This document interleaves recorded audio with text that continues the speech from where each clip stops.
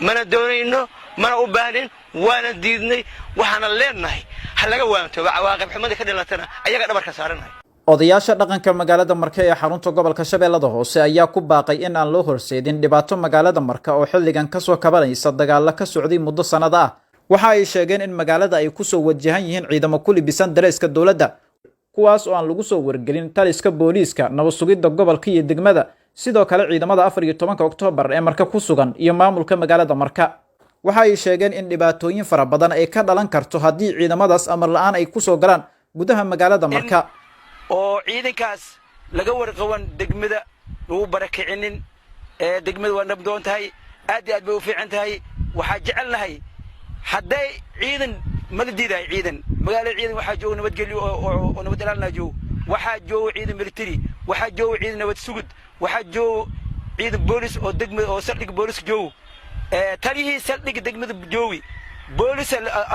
magacooda had lagu sheegaya booliskaas haddii ninkii taliyaha loo soo wadi aska warqaban ma ay ku wajahan manaqaan koow waa marka uu lameeyo waxaan rabnaa marka waxa uu sheegaynaa taliyaha booliska xajaar iyo wasiirka arrimaha gudaha waxa uu sheegaynaa in ciidankaas magaalada lagu barakicinin degmada Marka waa nabdoon tahay aad iyo aad boqolkiiba boqol waa nabdoon tahay annagoo tii la yaaban oo mas'uuliyiintii gobolka Shabeellaha Hoose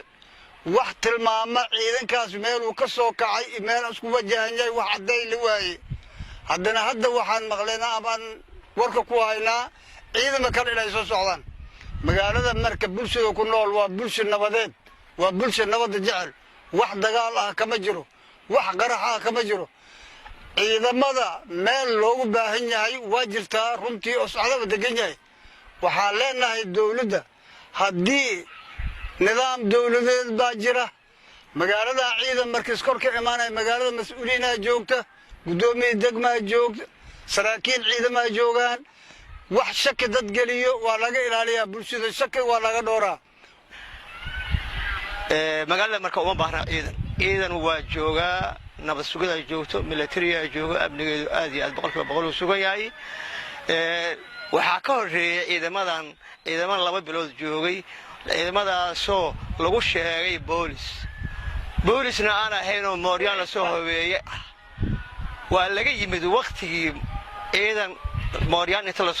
soo galay tiriis dawla la yiraahdo waa ciidan dawlo waa ka soo gudubnay in haddana loo bilaabo mid aan sugayno ma aha waxaan leenahay dawladda dhexe waxaan leenahay dawladda koonfur galbeed ciidamadaas maalayacniga u soo aadaya magaaladan oo qaraxa iyo dhibaatada wada laba bilood ayay wadaan kuwa jooga Janaale kuwa jooga Shabeellabood shacabka uu ka adeega waayay uma baahnin nabadgelyo uma baahnin waxaan u baahanahay nabadgelyo waana haysanaa ciidamada joogaan ku filan ciidamada hadda la soo daabulayana waa mid loo rabo in magaalada lagu barakaciyo mana doonayno mana u baahnin waana diidnay waxaana leenahay hal laga waanto cawaaqib xumada ka dhalatana ayaga dhabarka saar waxaan ka cabanaynaa haddii aanay odayaasha dhaqanka degmada Marka ciidamadan aan sharciga ahayn ee gobolka lagu soo gurayo wixii ka dhaca inaan odayaashanada iyo maamulkaanaga iyo saraakiishaanada iyo ciidamadana aan dusha saaranayn ay dushooda noqonayso ninkii soo diray haddaan wax laga qabanina way dhacaysaa dhibaato duqii hore ee magaalada Marka Maxamed Cusmaan Cali Yariisow ayaa dhankiisa si adag ugu hadlay ciidamadan isagoo sheegay inay ku sugan yihiin qaybo kamid ah gobolka Shabeellada Hoose sida Janaale iyo Shabeellabood isla markaana ay soo kordhiyeen falal ka baxsan amniga waxa uu sheegay in magaalada 3 sano ee ugu dambeysay aan lagu arkin wax dhibaato ah isagoo madaxweynaha Jamhuuriyadda Federaalka Soomaaliya Maxamed Cabdullaahi Farmaajo ugu baaqay in ciidamadan laga qabto gudaha magaalada Marka yimideen qaraxa ka bilowday bambooyina ka dhacaan markii ciidamada xoogga dalka Soomaaliyeed ay qabteen ilaa muddadii ku sugnaayeen wax qarax kama dhacin wax bambo lama dhicin maalinta yimaadeen ciidankan la sheegayo oo nin soo diray la ogeen qaraxi bilowday al'aan Janaale ka socdo ayagana si degdeg aan lagu qaado Shabeellabood ay joogaan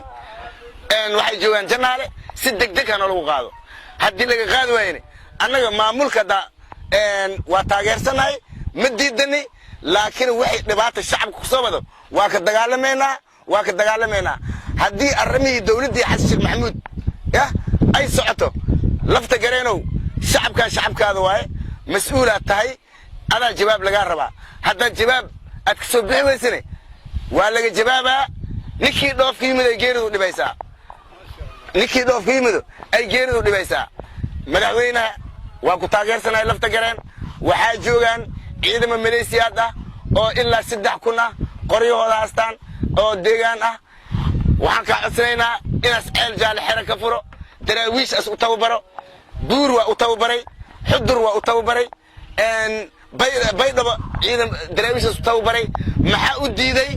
degmada marka iyo nabaaxigeeda ciidankan joogaan in daraawiish aan loo tababaro maxaa u diiday taas waxaan ka rabnaa jawaabteeda madaxweynaha koonfur galbeed mudan lafta gareen baaq waxaan ujeedinaa marka madaxweynaha dowladda federaaliga Soomaaliya maxamed cabdulaahi maxamed farmaajo nabadaadii aad sugtay waxay u socotaa dhiiqo rootigaadii maanta dadka saliidda ugu sheegtay maanta waxay u jeedaa dhiiqo madaxweyne jawaab adaan ka sugaynaa annagana waxaan naga go'an la dagaalan al-shabaab